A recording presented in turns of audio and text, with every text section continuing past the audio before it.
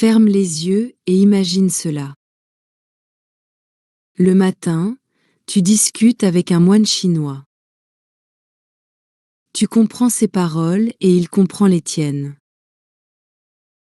À midi, tu es au marché. Tu demandes des fruits en arabe et le vendeur sourit. Le soir, tu marches dans une rue calme. Tu entends des personnes parler polonais. Tu parles avec elles sans hésiter. Pas de dictionnaire. Pas de téléphone. Pas de Google Translate. Seulement ta mémoire et ta voix. Cela semble incroyable, mais c'est vrai. Il y a 200 ans, un homme avait cette capacité. Ses habitudes peuvent encore t'inspirer aujourd'hui. Il s'appelait Giuseppe Mezzofanti. Il est né en 1774 dans la ville de Bologne, en Italie. Son père était menuisier. Sa famille n'était pas riche. Mais Giuseppe avait une grande passion. Il voulait apprendre. Quand il était enfant, il n'avait pas beaucoup de livres. Mais il trouvait toujours un moyen. Il empruntait des livres aux voisins. Il lisait la nuit, avec une petite lampe. Il a appris le grec et le latin seul. Il n'avait pas de professeur.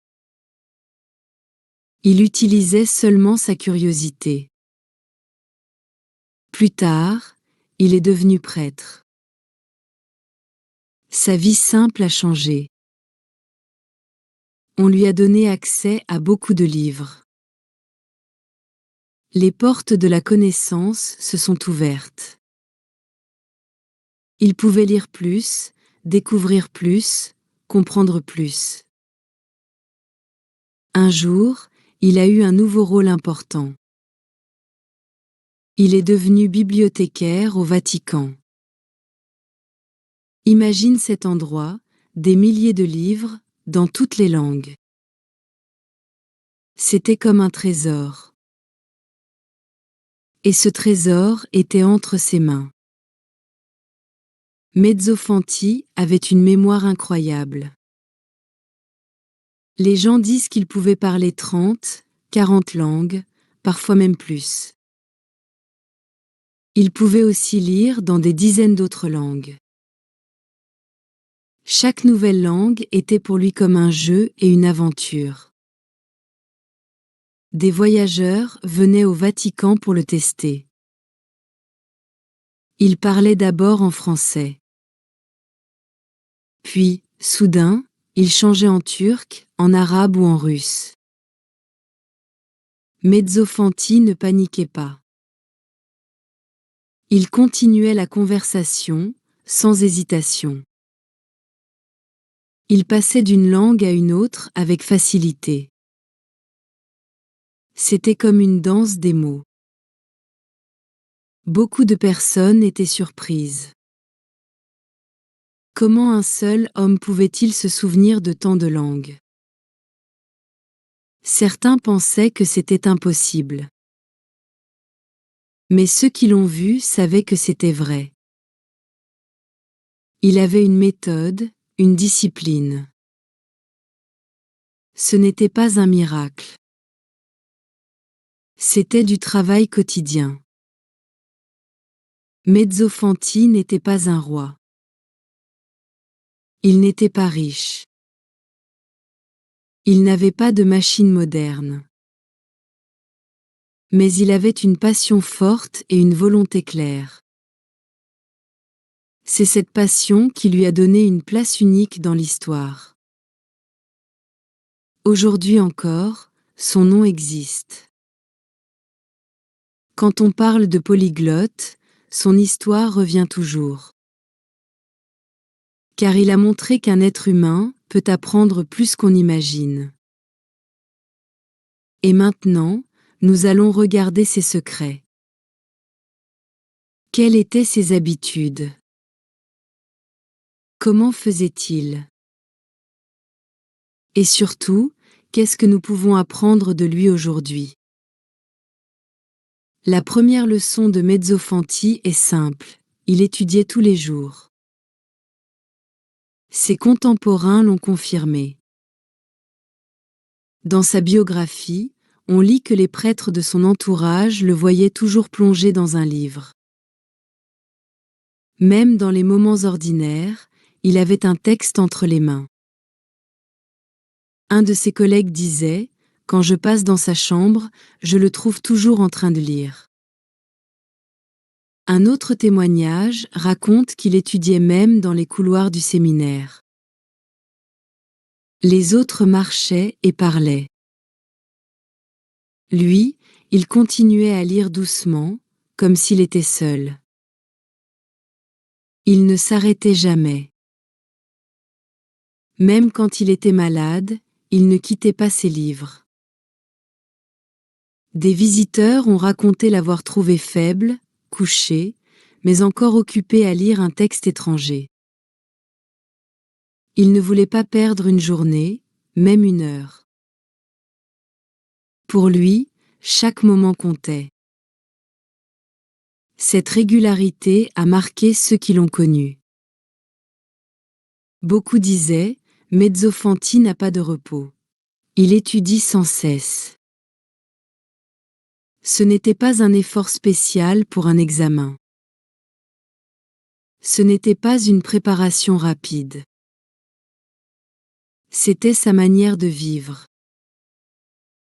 Chaque jour devait contenir un peu d'étude. Il savait que la motivation disparaît vite. Mais l'habitude reste solide. Alors il a transformé l'étude en habitude quotidienne. Comme manger ou prier. Ce n'était pas un choix, c'était une règle. Ses amis comprenaient qu'il voyait l'apprentissage comme une nécessité. On peut imaginer la scène. La nuit tombe, les prêtres ferment les livres, mais Mezzofanti garde une lampe allumée. On le voit encore assis, concentré, ses lèvres bougeant lentement. Il répète une phrase, encore et encore. Ses camarades racontent qu'il s'endormait pendant qu'il étudiait toujours. C'est pourquoi son nom est resté.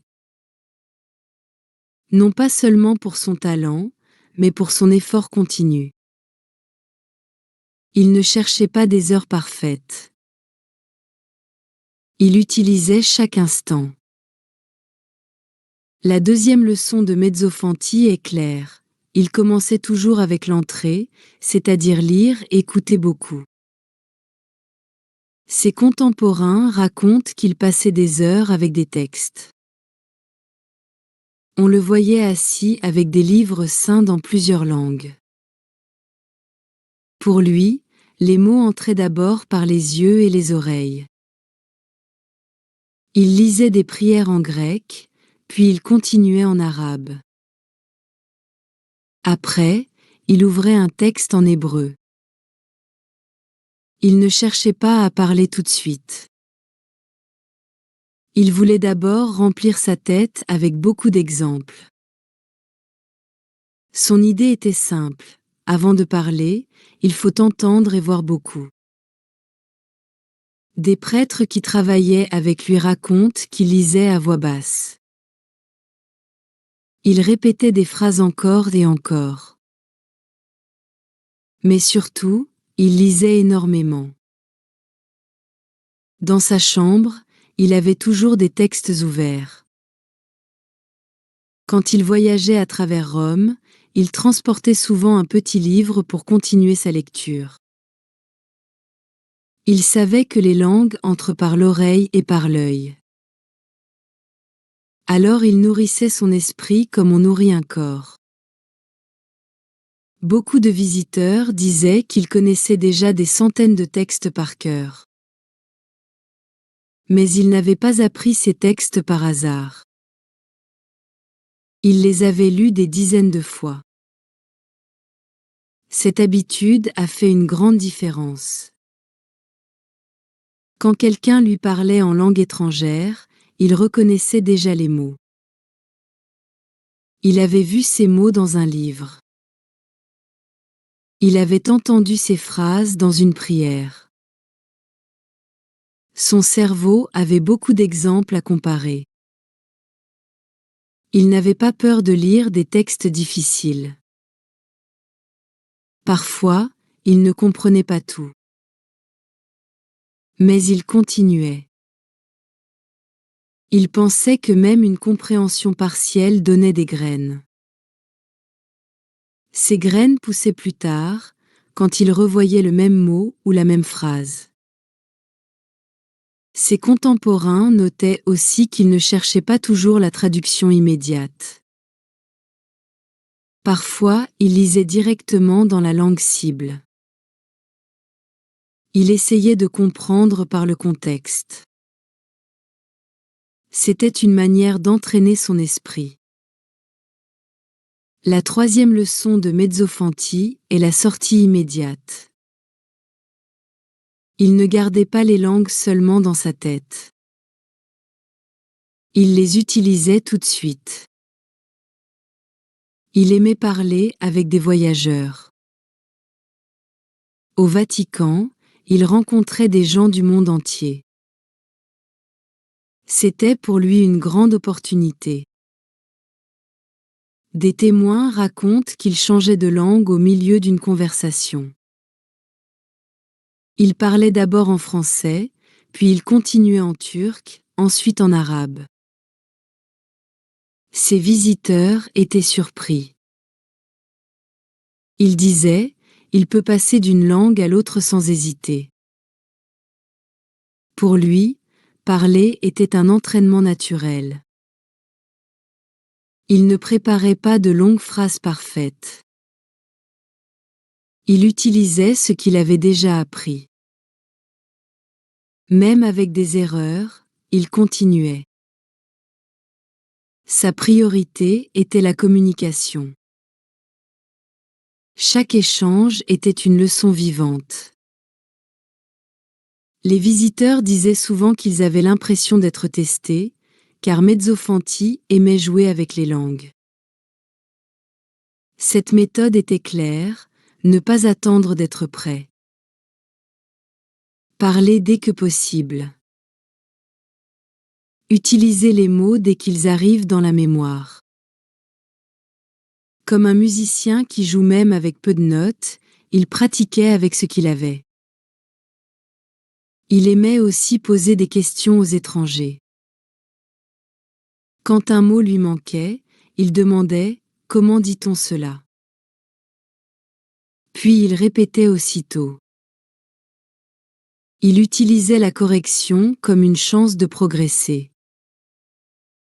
Ses collègues racontent qu'il avait toujours le courage de parler, même avec peu de vocabulaire. Cette attitude faisait avancer son apprentissage rapidement. Chaque rencontre devenait un exercice. Chaque visiteur apportait une nouvelle occasion de pratiquer. Les langues n'étaient pas seulement des livres pour lui. Elles étaient des voix, des visages, des conversations. Il comprenait que la mémoire est plus forte quand on utilise activement les mots. Lire est important, mais parler fixe les phrases dans l'esprit. Les gens qui l'ont observé disaient qu'il semblait heureux de pratiquer. Parler n'était pas un devoir.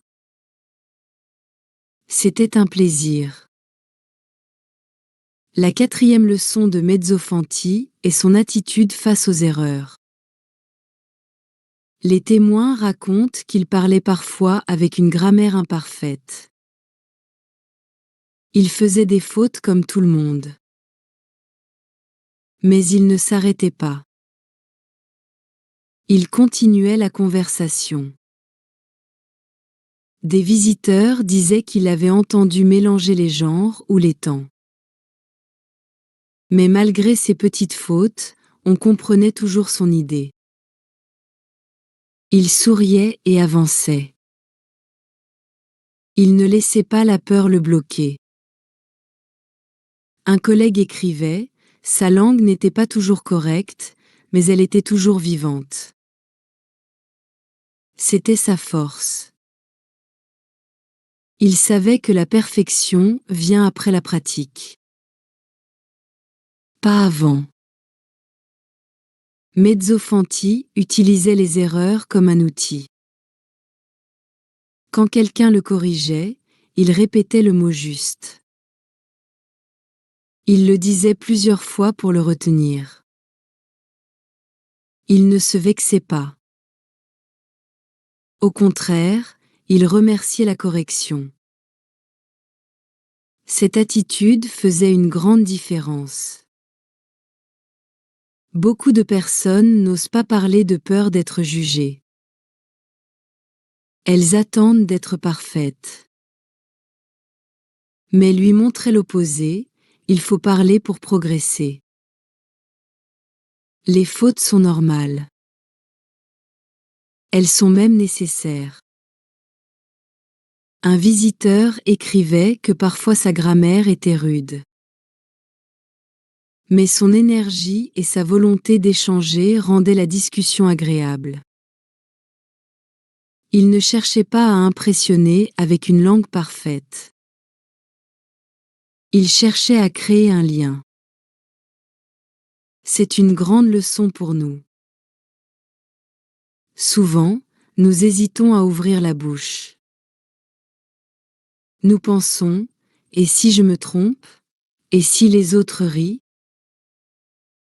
Mais Mezzofanti prouve qu'il faut oublier cette peur. L'erreur n'est pas une honte. L'erreur est un pas. On raconte qu'il répétait souvent sans gêne, même si le mot sonnait étrange. Puis, à force, il trouvait la bonne manière. Son courage venait de son objectif, communiquer, pas impressionner. La 5e leçon de Mezzofanti est d'utiliser ce qu'on aime. Son cœur était toujours avec la religion. Il était prêtre. Sa passion était la Bible et les prières. Alors il a appris des langues pour lire ses textes. Il ne les apprenait pas seulement pour le prestige. Il les apprenait pour nourrir son esprit. Des témoins disent qu'il pouvait passer des heures à lire les évangiles dans plusieurs langues. Le matin, il lisait en grec. À midi, il relisait les mêmes versets en arabe. Le soir, il ouvrait la version en polonais. Sa motivation venait de son intérêt. Il ne se fatiguait pas, car ses textes étaient pour lui très précieux. Il aimait aussi les gens. Il avait une curiosité forte pour les visiteurs étrangers. Des voyageurs racontent qu'il posait toujours des questions sur leur langue, leur culture, leur accent. Il ne parlait pas seulement pour pratiquer. Il parlait parce qu'il voulait comprendre les personnes. Ces langues étaient des ponts pour rencontrer des âmes. Cette passion lui donnait de l'énergie. Quand il étudiait, il ne voyait pas cela comme une obligation. Il voyait cela comme un plaisir. Chaque langue nouvelle était une porte vers une autre communauté. Pour lui, apprendre était une manière de vivre sa foi et de rencontrer l'autre. Beaucoup de personnes abandonnent une langue, car elles ne trouvent pas de raison forte. Mais Mezzofanti avait sa raison. Il voulait lire la parole de Dieu dans toutes les langues. Il voulait parler avec chaque personne qui venait au Vatican. C'est cette passion claire qui lui donnait la force de continuer. Dans ses biographies, on lit souvent que ses conversations étaient chaleureuses. Même si son accent n'était pas parfait, les voyageurs disaient qu'ils sentaient son intérêt sincère. Il ne parlait pas pour montrer ses capacités. Il parlait parce qu'il voulait se connecter. Sa passion pour les gens rendait chaque langue vivante. Cette leçon est importante pour nous. Nous ne sommes pas tous prêtres. Nous n'aimons pas tous la théologie. Mais chacun a une passion. Peut-être que tu aimes la musique. Alors tu peux apprendre une langue avec les chansons. Peut-être que tu aimes les films. Alors regarde-les dans leur version originale. Peut-être que tu aimes voyager. Alors imagine tes voyages et prépare-toi avec les mots utiles. L'amour rend l'effort plus léger. Quand tu études avec ce que tu aimes, tu oublies le temps. Tu ne comptes pas les minutes. Tu ne penses pas, c'est difficile. Tu penses seulement, c'est intéressant. C'est le secret. Les biographes disent que Mezzofanti avait une mémoire très forte. Mais sa mémoire était alimentée par son cœur. Il retenait les textes religieux parce qu'ils avaient du sens pour lui. Si un mot venait d'un psaume, il le gardait plus facilement. Si une phrase venait d'une prière, elle restait plus longtemps dans son esprit. Son exemple montre que l'émotion aide la mémoire. Quand tu aimes ton matériel, tu retiens mieux. Quand tu apprends par obligation, tu oublies vite. Mais quand tu apprends avec passion, les mots deviennent une partie de toi. Voilà la leçon, utilise ce que tu aimes. Trouve ton propre moteur. Comme Mezzofanti, cherche les textes, les sons, les dialogues qui touchent ton cœur. Ce que tu aimes deviendra ton énergie. L'amour rend la langue vivante. L'amour garde la langue dans ta mémoire. La 6e leçon de Mezzofanti est l'usage des textes authentiques dès le début. Il ne se limitait pas toujours aux manuels simples. Ses contemporains disent qu'il ouvrait souvent directement les textes religieux dans la langue originale. Même quand il ne comprenait pas tout, il continuait à lire. Pour lui, les textes authentiques étaient une porte.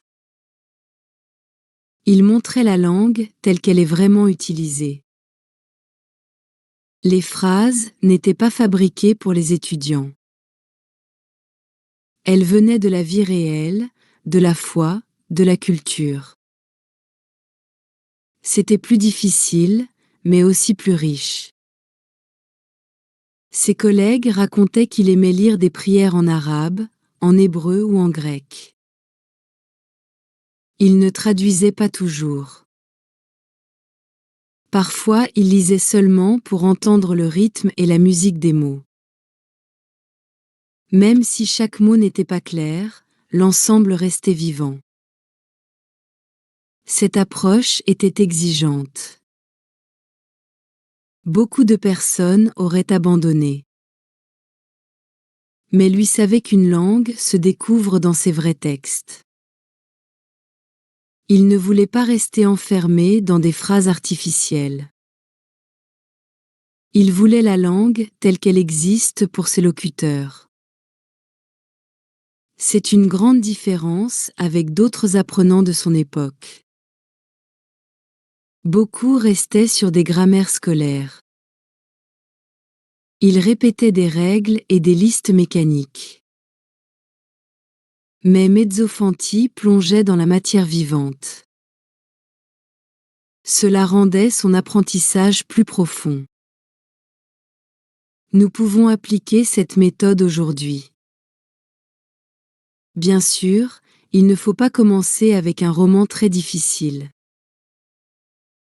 Mais on peut déjà lire des livres pour enfants. Ils utilisent des mots simples et des histoires courtes. C'est authentique et adapté. On peut aussi lire des bandes dessinées. Les images aident à comprendre. Les dialogues sont proches de la langue parlée. Même si certaines phrases sont nouvelles, le contexte les rend claires. C'est une façon moderne de suivre la leçon de Mezzofanti. Les sous-titres de films ou de séries sont aussi utiles. Ils montrent la langue telle qu'elle est dite. Tu entends et tu vois en même temps.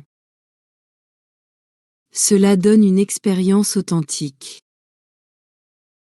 Même si tout n'est pas compris, ton oreille s'habitue. Il est important d'accepter l'inconfort.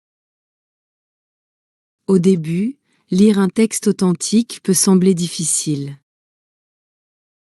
Tu comprends seulement une partie. Mais avec le temps, tu reconnais de plus en plus de mots. Chaque nouvelle lecture ajoute une pièce au puzzle. C'est exactement ce que faisait Mezzofanti. Ses amis racontent qu'il s'accrochait même quand le sens semblait obscur. Il croyait que l'esprit travaille en silence.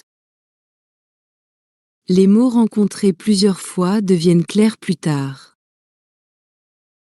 Il ne cherchait pas la perfection immédiate. L'avantage de cette méthode est aussi culturel. Avec un texte authentique, tu ne découvres pas seulement des mots.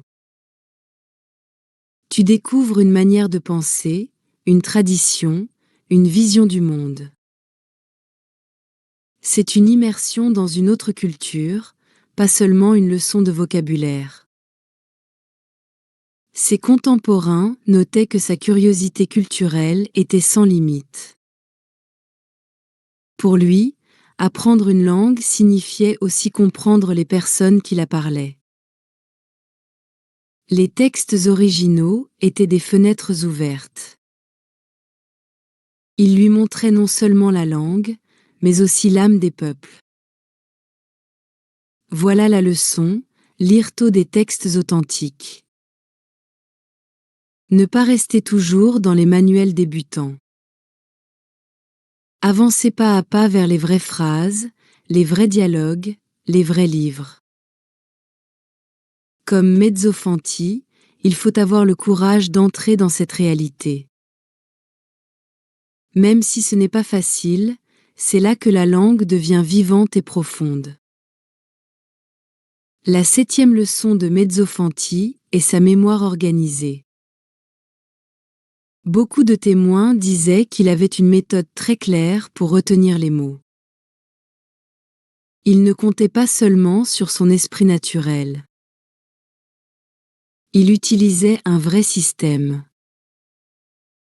Ses contemporains racontent qu'il écrivait chaque nouveau mot. Il notait aussi les phrases entendues. Ses carnets étaient remplis. On dit qu'il les relisait encore et encore. Pour lui, la répétition était une clé. Sans répétition, les mots disparaissent vite. Un collègue disait, je le vois souvent revoir ses anciens cahiers. Il ne lisait pas seulement des textes nouveaux. Il revenait toujours sur ce qu'il avait déjà appris. Sa mémoire devenait forte grâce à ce cycle constant. Il ne voulait pas oublier. Alors il organisait ses notes. Certains témoignages parlent de listes bien rangées. Chaque langue avait son espace. Chaque mot avait une place précise. Ce n'était pas du hasard. C'était un plan. Son système lui donnait confiance. Quand il parlait avec des étrangers, les mots venaient naturellement. Car il les avait vus, notés, répétés. Sa mémoire n'était pas un miracle. C'était un travail patient. Cette idée est importante pour nous. Apprendre une langue, ce n'est pas seulement découvrir. C'est aussi revoir. Lire une fois n'est pas assez.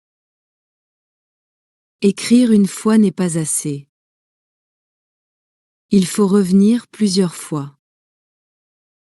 C'est la répétition qui fixe les mots dans la mémoire. Aujourd'hui, nous avons d'autres outils. Mais la logique est la même. Certains utilisent des applications pour répéter les mots. D'autres préfèrent des cartes papier. D'autres encore écrivent dans un cahier. Peu importe l'outil, l'essentiel est le système. Sans organisation, les mots se perdent. Avec organisation, les mots reviennent encore et encore. Et chaque retour rend le souvenir plus solide. Mezzofanti l'avait compris très tôt. La 8e leçon de Mezzofanti est l'enseignement. Il ne gardait pas les langues pour lui. Il les partageait. Il expliquait aux autres ce qu'il savait. Il corrigeait la prononciation des voyageurs. Il aidait les jeunes prêtres à mieux parler le latin ou le grec. Ses contemporains disaient qu'il aimait enseigner. Il ne montrait pas son savoir pour impressionner. Il voulait vraiment aider. Quand un étudiant faisait une erreur, il corrigeait doucement. Puis il lui demandait de répéter. Cette répétition profitait aux deux, l'élève et lui-même. Car expliquer est une méthode très puissante. Quand on enseigne, on comprend mieux. Quand on doit clarifier une règle, on la retient plus fort. Mezzofanti utilisait cette logique. Chaque explication renforçait sa propre mémoire. Des visiteurs racontaient qu'il écoutait les étrangers avec patience. Puis il donnait un conseil simple. Il disait « Répétez comme ceci ». Ensuite, il prononçait la phrase plusieurs fois. L'étranger apprenait et lui consolidait sa langue. Il utilisait aussi des petits dialogues comme exercice. Par exemple, il demandait « Comment dit-on ceci dans ta langue ?» Quand l'autre répondait, il reprenait la phrase et l'enseignait à quelqu'un d'autre. C'était un cercle vivant d'apprentissage et d'enseignement. Cette méthode est encore valable aujourd'hui. Quand tu expliques un mot à un ami, tu le retiens mieux. Quand tu racontes une règle à quelqu'un, tu la fixes dans ton esprit. Même parler seul à voix haute pour expliquer peut être un exercice utile. Mezzofanti n'attendait pas d'être professeur officiel. Il enseignait dans chaque occasion. Dans les couloirs, dans la bibliothèque, avec un visiteur étranger. Chaque moment devenait une petite leçon. Ses collègues remarquaient qu'il semblait heureux quand il aidait les autres. L'enseignement n'était pas seulement une technique. C'était aussi une source de joie pour lui. Aider les autres à progresser lui donnait de la force pour continuer. Voilà la leçon, enseigner ou expliquer aux autres. Ne pas garder le savoir fermé. Le partager, même avec une seule personne. Chaque explication rend la langue plus claire dans ton esprit. Comme Mezzofanti, utilise les autres comme partenaires. Enseigner, c'est apprendre 2 fois. Les leçons de Mezzofanti sont terminées. 8 habitudes, toutes puissantes, toutes utiles. Mais maintenant, il faut regarder notre époque. Nous avons des avantages que lui n'a jamais connus. Au XVIIIe siècle, il avait seulement des livres. Il devait chercher, copier, attendre. Chaque progrès demandait du temps et de l'énergie. Aujourd'hui, tout est plus rapide. Nous avons Internet. Avec un clic, tu peux lire un journal en espagnol, écouter une chanson en japonais, ou regarder une vidéo en portugais. Mezzofanti aurait rêvé de cela. Nous avons des podcasts et des vidéos. Tu peux entendre des voix authentiques chaque jour. Tu peux écouter un accent chinois le matin, un accent arabe l'après-midi et un accent russe le soir. Ton oreille peut voyager sans quitter ta chambre. Nous avons aussi des applications. Elles créent des rappels, des listes, des cartes mémoire. Pas besoin d'écrire des pages entières.